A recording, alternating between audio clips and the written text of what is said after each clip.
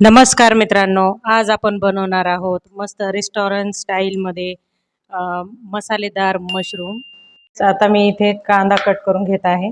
एकदम बारीक कांदा कट करून घ्यायचा।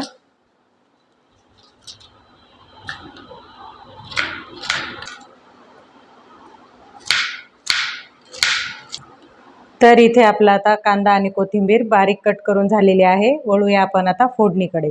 तर फोडणीसाठी मी आता गॅसवरती एक कढई ठेवणार आहे।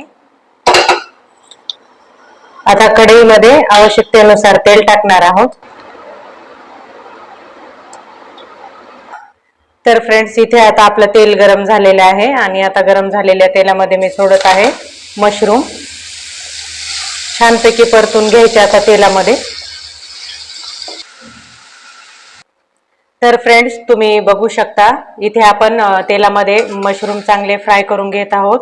पण ज्यावेळेस आपण तेलामध्ये मशरूम फ्राय करतो त्यावेळेस ना मशरूम असं पाणी सोडते आणि आपण हे पाणी कमी होईपर्यंत ह्या मशरूमला छानपैकी परतून घ्यायचं।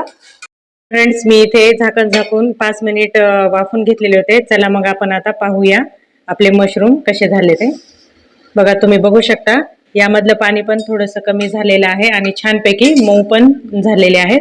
चला आपण आता नेक्स्ट स्टेपकडे वळूया। तर फ्रेंड्स, आता मी मशरूम काढून घेतलेले आहे आणि त्याच कढईमध्ये मी आणखीन थोडंसं तेल घालत आहे आणि तेल छान आता गरम होऊ द्यायचं। आणि आता गरम झालेल्या तेलामध्ये थोडीशी मोहरी, थोडेसे जिरे छानपैकी भाजून घ्यायचे आणि आता थोडीशी कोथिंबीर टाकणार आहे। तसेच मी आता इथे बारीक चिरून घेतलेला कांदा घालणार आहे। कांदा पण छानपैकी आता आपण परतून घेऊया तेलामध्ये।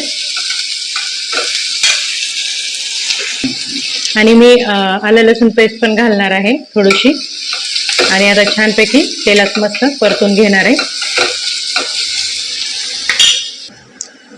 तर फ्रेंड्स, इथे आपला आता कांदा छानपैकी परतून झालेला आहे। छान सोनेरी कलर पण आलेला आहे मस्तपैकी।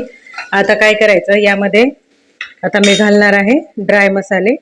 आता ड्राय मसाल्यामध्ये मी थोडंसं हळदी पावडर, लाल तिखट, नंतर थोडंसं चवीनुसार मीठ आणि थोडंसं धनिया पावडर, त्यानंतर मी इथे थोडासा घरगुती काळा मसाला पण घालणार आहे।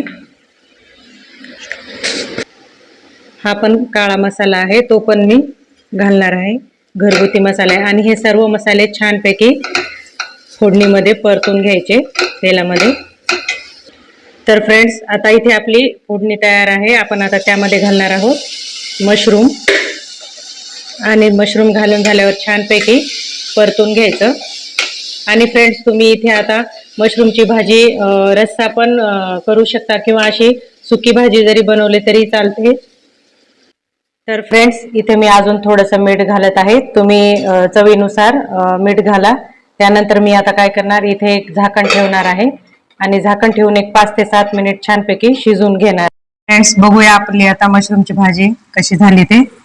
बघा, किती छान दिसते आणि किती सुंदर कलर पण किती छान आलेला आहे।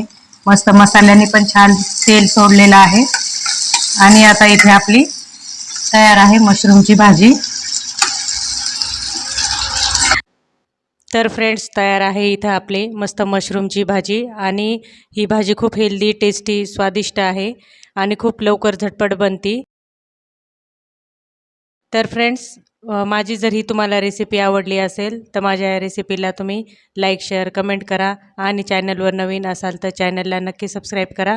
भेटूया अशा नवीन व्हिडिओसोबत, तोपर्यंत धन्यवाद।